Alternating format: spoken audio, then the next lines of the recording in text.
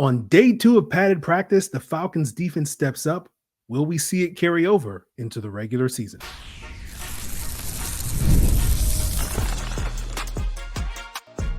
You are Locked On Falcons, your daily Atlanta Falcons podcast. Part of the Locked On Podcast Network, your team every day. Welcome back, everyone, to another illustrious episode of the Locked On Falcons podcast, your daily Atlanta Falcons podcast, part of Locked On Sports Atlanta, your team every day. And today's episode is brought to you by Game Time. Download the Game Time app, create an account, and use code LOCKEDONNFL, and you'll get $20 off your first purchase. Terms apply. So, guys, if you do not know me, I'm your very humble host.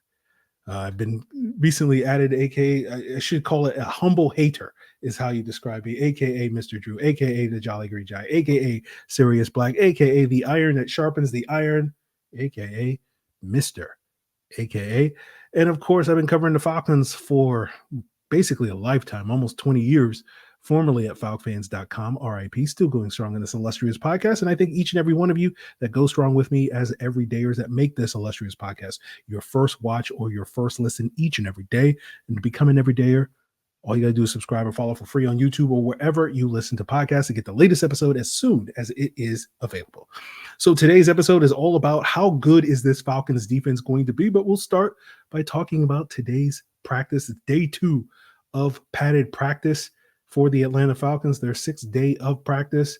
And from all accounts, the defense stepped up in a major way on this day. Now, the first thing that stood out to me, that at least was funny to me, was Kirk Cousins scrambled in today's practice, and Raheem Morris didn't appear too happy about that, sort of following up on something I talked about earlier this week, where we probably won't see too much of mobile Kirk if Raheem Morris has anything to do with it. Certainly not in training camp, maybe in the games, but you know, Kirk coming off that Achilles injury, you're not going to see a lot of scrambles from Kirk this year. Like last year when he was not coming off an Achilles injury, he was the 3rd least likely quarterback in the NFL behind Joe Flacco and Aiden O'Connell, that his dropbacks resulted in a quarterback scramble.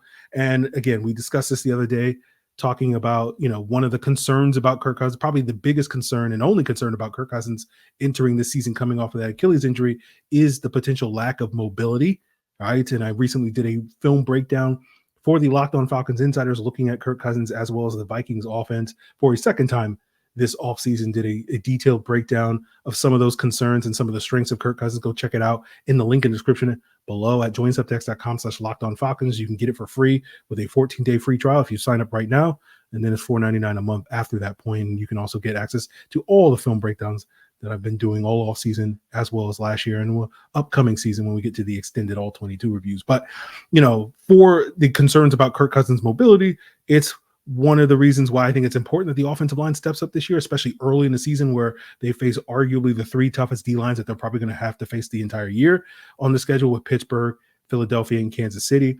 And that's why you've heard me say for months now since the schedule was released, and I'll continue to probably reiterate that over the next 5 weeks until the regular season begins, that the offensive line's performance is going to be the biggest X factor for this team's potential early season success. Now, with that in mind, you do wonder a little bit when you hear that in the second padded practice today on Wednesday, that the offensive line gave up reportedly 6 sacks in practice. And, you know, context is key when it comes to that, because based off all the reporting, 4 of those sacks were on Michael Penix. So presumably that involved the second team offensive line rather than the first team offensive line. And, you know, it sounds like several of those sacks were by the first team defense. So it's not surprising. You know, Grady Jarrett got one, Braylon Trice got another of those sacks. Now, you know, 2 of those sacks were on Kirk Cousins, and those came from Troy Anderson and Caden Ellis. So it sounds like they were able to get home with some sort of pressure look, which at least gives you some hope that it wasn't just an offensive lineman straight up losing a rep to a defensive lineman instead. So overall, I think it points to the picture that the defense, has stepped up on the second day of padded practice, which isn't a huge surprise given that, you know, these padded practices allow for a little bit more physicality. And so therefore the advantage kind of shifts towards the defense when you can start putting hands on people, right? As opposed to some of the earlier days where you're not really allowed based off of the rules of engagement to put your hands on those guys other than like subtly touching them. And so it's good to hear that the defense is stepping up, because, you know, it would still be very concerning if the offense was still carving up the defense, you know, in pads. But we know the defense is already a concern, right? And that gets us to what is going to be the big topic of today's episode here on Locked On Falcons, where, you know, we like to talk about games, not necessarily practice on this podcast. And so the big question is, how good is this Falcons defense going to be this year, right? But to answer that question, we have to go back to last year and see just how good was last year's defense. And so before we can explore the topic of whether or not this year's defense can build on that, and we'll get into how good last year's defense was as we continue today's Locked On Falcons. So, guys, because you're not necessarily going to be able to go to every single Falcons practice, although later this week you'll be able to check them out in the bins, you know, you got plenty of free time in your mornings and afternoons now. And of course, you can get back into the ballpark with Game Time, and authorized ticket marketplace for Major League Baseball. They are taking the guesswork out of buying tickets, whether it's allowing you to shop flash deals, which are exclusive in-app deals on select seats. You got those panoramic seat views, so you can line up exactly the perfect spot to catch that fly or foul ball, as well as don't have to worry about hidden fees at checkout. Game Time is taking the guesswork out of buying tickets, whether you're into baseball, other sports, comedy, music, theater, whatever event is near you. Download the Game Time app, create an account, and use code LOCKEDONNFL, and you'll get $20 off your first purchase. Terms apply. Again, create an account and redeem code LOCKEDONNFL. That's LOCKEDONNFL for $20 off. Download Game Time today. Last minute tickets, lowest price guaranteed. So whenever I say things on this podcast, as I often have over the last several weeks and months, is, you know, lower your expectations for the Falcons defense. I always, you know, get some feedback, some comments, you know, some pushback from folks being like, you know, why you gotta be a hater, Aaron? You know, that's why I'm a humble hater. But like, you know, I get it. This time of year, this is where people want the hope, the optimism, the positivity. You know, you got the stadium being sold out. You know, everything's coming up, you know, roses at this point in time. But as you guys know, as a humble hater, as Mr. Drew, you know, that negative Nancy, right? Sirius Black, right? They call me these things for a reason. And yes, there are thousands upon thousands of people all across the globe that call me these things. And, you know, Mr. Drew comes from me being a negative Nancy, right? Sirius Black comes from, you know, we have serious conversations on this podcast. It comes from 2 years ago when a bunch of folks, you know, took umbrage, let's say, with me suggesting that Marcus Mariota was a bridge quarterback. And I was like, we got to have a serious conversation that Marcus Mariota is not. Let's be serious. Like, he's not the future of the Falcons quarterback position. But, you know, when we talk about last year's Falcons defense, you know, they had a solid performance. It was the strength of the team. I think that might lead to some people maybe slightly overrating it because of how relatively much better they were than the offense was. And that was a big reason why the Falcons were so competitive last year, despite not necessarily reaching their goals. But it was one of the better defenses we've seen from this Falcon team over the last decade, right? And maybe even the best defense we've seen over the last decade. And, you know, if you're looking for the best podcasts that you can find in the current decade, of course, check out Locked On Sports Today, a free 24/7 sports streaming program to give you those biggest stories, streaming 24/7 on YouTube with a free Amazon Fire TV channels app. But where I tend to push back when people talk up the defense is, you know, when they start throwing out certain stats, right? You know, looking at some volume stats like points allowed, yards allowed, right? The Falcons were 18th in points allowed, 11th in yards allowed. And, you know, I notice people tend to only focus on the 11th one when they want to talk up the defense.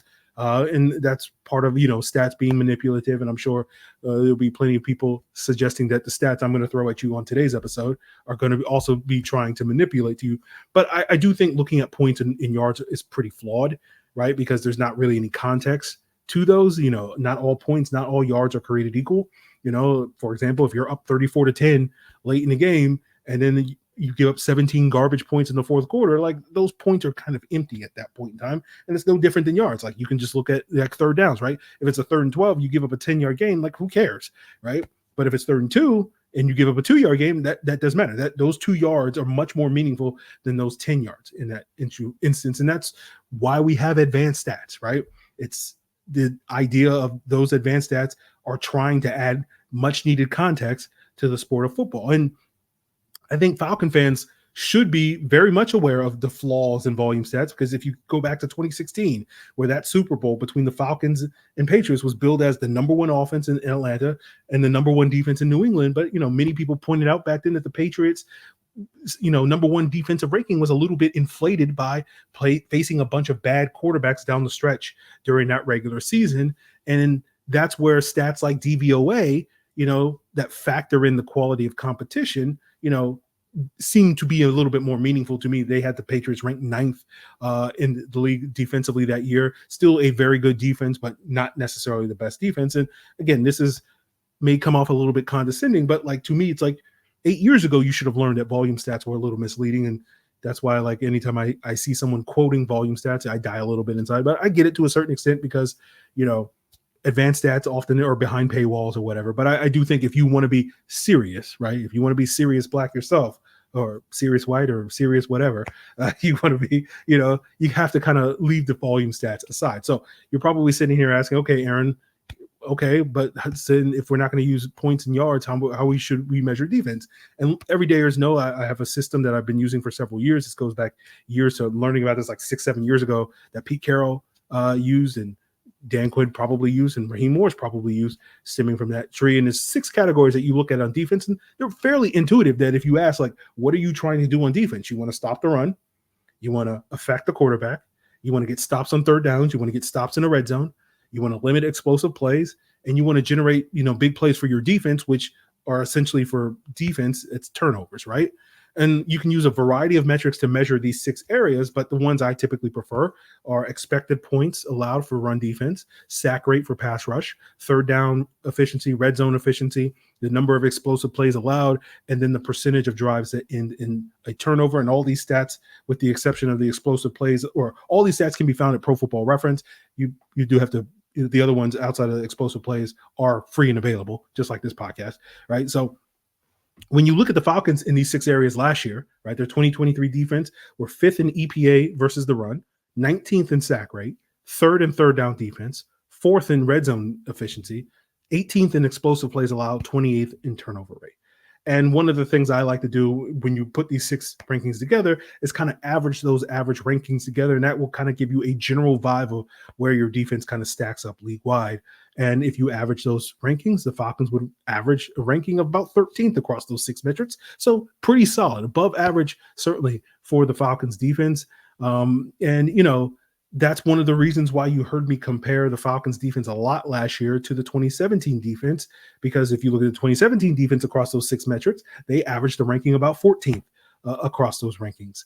And like the 2017 defense, I thought the 23 defense kind of benefited a little bit from playing some bad quarterbacks. So like, not every quarterback they faced was a scrub last year. 3 out of the current 5 highest paid quarterbacks in the NFL were on the Falcons schedule last year, and Jared Goff, Jordan Love, and Trevor Lawrence. But I don't think you got the best versions of those guys at the points when you played those guys. Same thing with CJ Stroud, the other sort of premier quarterback that was on your schedule last year. And, I think it gets kind of balanced out by facing guys like Bryce Young and Gardner Minshew and Tim Boyle and Josh Dobbs, et cetera. And so I think one of the reasons why I'm expecting the defense to kind of take a step back this year is because of the uptick in quarterback play that you're likely to face. Again, that doesn't mean the Falcons are going to be facing a juggernaut every single week, but in general, you're going to face, more upper tier quarterbacks this year than you did last year. And I think that's why, to me, the pass rush concerns that I have, are such a big deal to me, because the only way that you can slow down upper tier quarterbacks is by really pressuring them. And I tend to be a little bit more dismissive of the Falcons pass rush making strides, because we saw this kind of happen in 2017. That's what's interesting with the parallels, right? That, that after that season, you let 2 of your better pass rushers and veteran pass rushers than Adrian Claiborne and Dontari Poe walk in free agency in that 2018 offseason. And the Falcons were just basically trusting in guys like Takk McKinley, Grady Jarrett, Vic Beasley to step up and make the difference. They did try to make a trade for Michael Bennett. They did not pull off that trade. He went to Philadelphia. Similar to the Falcons, tried to go after Danielle Hunter this offseason, but didn't necessarily achieve that. Now, to the Falcons' credit, in 2018, you saw the best version of Takk McKinley. You saw arguably the best version of Grady Jarrett in that season. You didn't see the best version of Vic Beasley for a variety of reasons. If you had listened to this podcast, you would have known that was coming. But, it wasn't enough, right, to make up the difference, right? Their pass rush went from 13th in sack rate in 2017 to 26th in 2018. And, similarly, this offseason, you watch the Falcons let guys like Bud Dupree and Calais Campbell walk, two of their more productive pass rushers, and they're trusting in a lot of young players, whether we're looking at the rookies like Ruka Roro, Braylon Trice, Brandon Dorless, or second and third year guys like Zach Harrison and Arnold Ebiketie to sort of step up and fill the void. And to me, my skepticism centers on because I feel like I've seen this movie before. Going back to 2018, I was skeptical of that defense making the strides. You can go check the podcast back then from like August of 2018 and hear me talk about those things. Just like I'm skeptical of this one. And it's like, yeah, I've kind of seen this movie before. Hopefully we get a twist ending on that. But, just because I'm skeptical of the pass rush, again, there's still 5 other areas where this defense, you can measure this defense. And there is a path where I think the Falcons could take strides in several of those areas. But as a longtime Falcon fan, as many of you are, we've noticed the trend, and the tendency that this defense goes as the pass rush goes. All right. But again, I don't think all is lost because I think there are reasons to be optimistic that the Falcons can make strides in some of those other 5 areas as well as maintain in all other areas. And we'll break down which of those I think that as we wrap up today's Locked On Falcons. So summertime is great for a lot of things, right? But it's not always great for sports. Although we do have baseball, we do have the Olympics, but no basketball, no NFL quite yet, although we got the Hall of Fame game coming up. And so sports aren't quite sporting like we want them to, but they're starting to. And FanDuel is here to, get you back into that groove by hooking up all their customers with a daily boost or bonus. That's right. There's something for everyone every day, all summer long. All you got to do is head over to FanDuel.com and you can make the most out of your summer. And if you want to, check out the action for this upcoming Bears-Texans Hall of Fame game that we won't be able to see probably Caleb Williams or CJ Stroud. But if, you're really into what Davis Mills, and I don't even know who the Bears backup quarterback is at this point in time, FanDuel's got the odds for that. If you want to check out odds for the ongoing Olympics, the Braves, the upcoming NFL season, the upcoming NBA, NHL season, all that and more, you can check that out at FanDuel.com and make the most out of your summer. FanDuel is an official sports betting partner of Major League Baseball. So as a reminder, there were 3 areas where the Falcons defense was pretty good last year in 2023, run defense, third downs and red zone, and 3 where they were not, affecting the quarterback, turnovers, and giving up explosive plays. Now, if we're going to assume that the pass rush is going to take a step back, and again, we know what they say about making assumptions, right? You make a blank out of you and me, right? But we'll take that risk here on this podcast, right? As your very humble hater. But, I think those other 2 areas where there is significant room for improvement, the turnovers and explosive plays, I think there is some room for optimism, right? And that's based on the idea that the Falcons are going to be this bend but don't break defense. That's one of the hallmarks of being that style of defense is you're not going to give up the explosive plays, right? That is what they consider breaking, and also giving up points, right?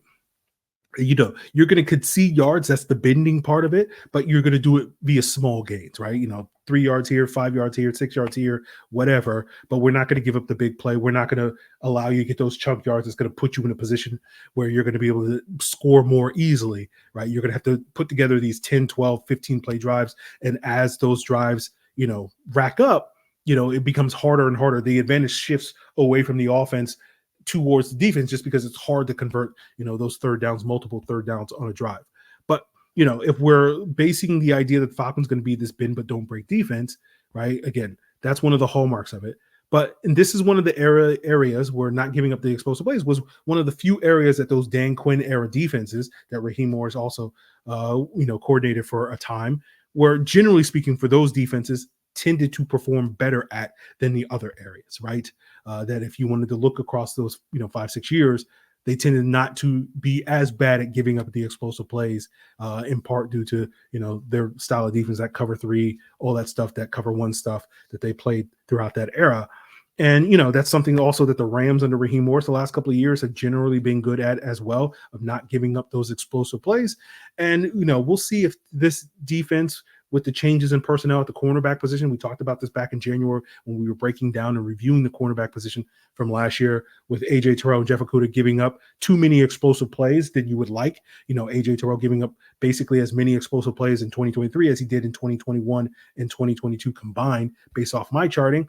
And then you wonder about, okay, Okudah's out, Mike Hughes, Clark Phillips potentially in. We'll see if those guys are less susceptible to the explosive plays. The last time Mike Hughes was a starting outside corner back in 2021 with the Kansas City Chiefs, based off of some of the stats I've seen, he was one of the most targeted cornerbacks, in the NFL that year. So their teams will certainly attack him, especially when you compare him to A.J. Terrell on one side. You're like, okay, if you're a quarterback, you're like, who do I want to challenge on any given play? A.J. Terrell, one of the best corners in the NFL, or Mike Hughes, who is mostly been a career backup and a subpar starter?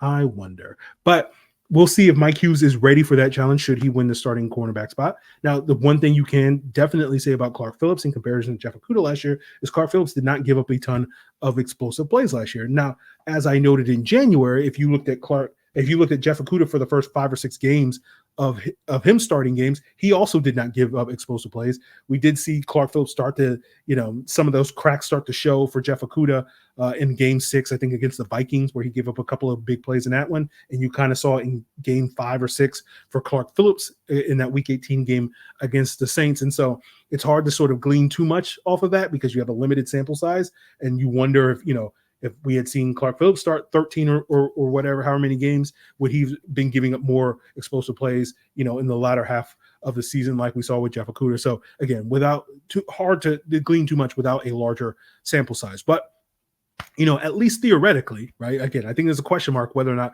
we're going to have corners that are less susceptible to big plays. But I think at least theoretically, we love theoretical concepts when we talk about the Falcons defense being good, because it's all theoretical. I think if the Falcons live up to their identity, there is room to believe that they will be able to improve and give up less explosive plays. And you can also hope, because if the Falcons' identity and the style of defense that they want to play emphasizes more zone than man coverage, like we saw last year, where it was more emphasis on that press man coverage until the latter half of the season when Jeff Okudah was on the bench and they started playing a lot more cover 3 zone, and we're expecting to see a lot of cover 3 zone this year, if you base it off of what the Rams have done under Raheem Morris and what we're expecting the Falcons to do now under Jimmy Lake, that we're going to see, one of the highest rates of cover 3 in the NFL. My charting over the years has taught me that zone coverage, and I've seen PFF data that confirms this, that zone coverage tends to lead to more interceptions for defenses than playing man coverage, right? And that's fairly intuitive, right? When you're playing man coverage, oftentimes your back is to the ball, and so it's hard to pick off the pass if you can't see the ball coming. While zone, you're facing the ball, and so you are better able to be in a position to jump those throws and tip those passes and do all the things that you can do to disrupt those throws and create turnover. So again, I think there's reasons for optimism for improvement in those two areas. If we can get A.J. Terrell to cut down on his big plays, we can get Clark Phillips or Mike Hughes to cut down at the other spot.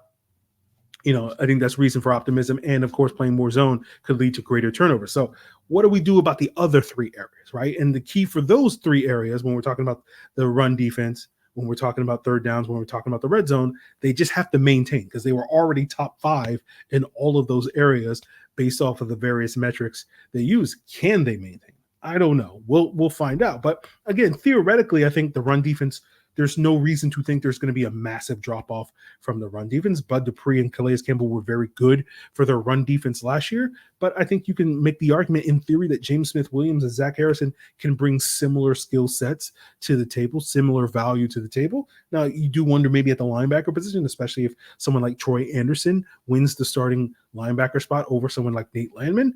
Could you take a step back there? Maybe, but again, nothing where I feel like suddenly you're going to go from a top 5 run defense to a bottom 5 run defense. Maybe you go from 5 to 9 or 5 to 11 or something like that, which is still a good mark and certainly more than good enough to show that you can stop the run on a pretty consistent and reliable basis. And then you talk about third downs and red zone. And that, again, is another we'll see, right? Now, if you look at the average rankings for the Rams defense under Raheem Morris over the last 3 years in those areas, their average ranking on third downs was 20th. Their average ranking in the red zone was 8th. So again, I feel like there's reason to be certainly optimistic that they'll be able to maintain that in the red zone this upcoming season. The third downs remain a question. Again, that's part of, are you concerned about that because of potential steps back in terms of the pass rush as well as in the cornerback play? So that is going to be an open question at this point in time. But I think if the Falcons can maintain in those two areas, especially the third down and red zones, that's going to be critical to their success, because that's going to be what I think this season is about. If this team is successful, right? Because again, despite my skepticism of the Falcons defense this year, it's because I don't think they're going to be good, but like, could they be good enough? And I think that's really the name of the game. Good enough for this team to win enough games to make the playoffs and reach the goals that we all want them to reach. And this goes back to something that Josh Kendall of The Athletic said on yesterday's podcast. Everybody's kind of expecting this Falcons offense to kind of drive the bus for this team's success this year, and the defense just kind of has to be good enough, as I stated, to kind of just prevent it from, crashing, preventing that bus from crashing. So, we're expecting a lot of close games this year, probably once again for the millionth time again this year. And again, just getting enough stops on third down, getting enough stops in the red zone that will give the ball back to your offense to allow them to go get points. That if you're forcing the opposing team to settle for field goals while your offense is hopefully scoring touchdowns, that's going to be the deciding factor in a lot of these close one-score ball games. That's going to result, you going 2 for 3 in the red zone versus them going 1 for 3 might be the deciding factor. I think, what's the stat? I think off the top of my head, I can't remember, but I think it's like somewhere between like 30 and 50% of NFL games are decided by 4 points or less, right? And that's basically a single red zone stop can often be the difference between your ability to win or lose a football game. So I think that is, despite all my negativity towards the Falcons defense, again, I think there are reasons to think that they can maintain in certain areas. There's reasons where they may make strides, even if we don't necessarily think the pass rush is going to make the strides that, some people out there think they want to make. And so we'll see. We'll see if they can kind of make that progress in other areas to kind of balance out whatever, potential decline they may have in the pass rush. So we'll see about that. My next Locked On Falcons Insider Film Breakdown will probably be about Raheem Morris's defense, and we'll talk more about some of the things that Jimmy Lake may also bring to the table.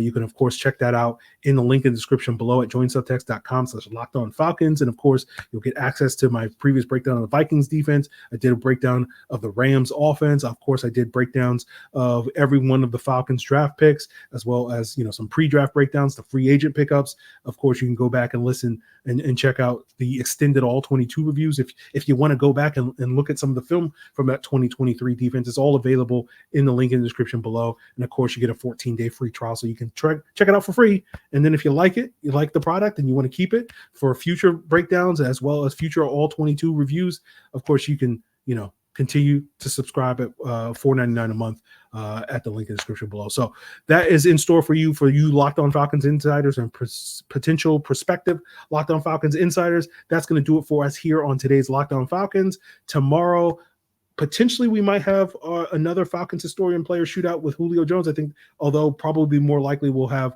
Jarvis Davis on to wrap up the week, but then we might do the Julio Jones Falcons historian player shootout on Friday night, Saturday on your audio platforms. So make sure you subscribe so you don't miss either one of those episodes. We'll probably do 6 episodes this week is basically what I'm sitting here telling you, rather than the usual 5. So you can have some weekend listening. So make sure you subscribe or follow for free on YouTube or wherever you listen to podcasts so you don't miss any of that content. And for your second listen, make sure you enjoy the Locked On NFL Scouting podcast, where the draft dudes Joe Marino and Kyle Krabs are going to take you inside various NFL front offices and make you a smarter NFL fan every single day. Stay up to date on training camp and positional battles as the season draws near. Locked On NFL Scouting is available on YouTube or wherever you get your podcasts. It's all part of Locked On Podcast Network, your team every day.